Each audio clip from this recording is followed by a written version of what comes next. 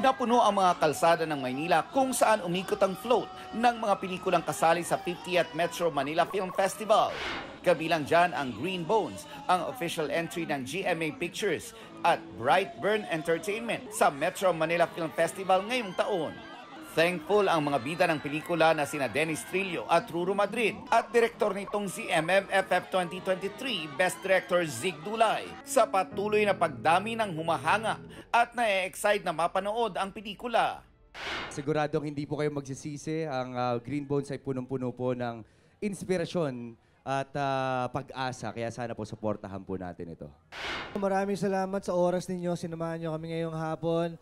Sana po tulungan nyo kaming ipakalat ang magandang balita na marami pong magagandang entries ngayong 50th anniversary ng Metro Manila Film Festival. Ngayong araw, biyaheng Cebu naman si Dennis para mag-promote ng Green Bones.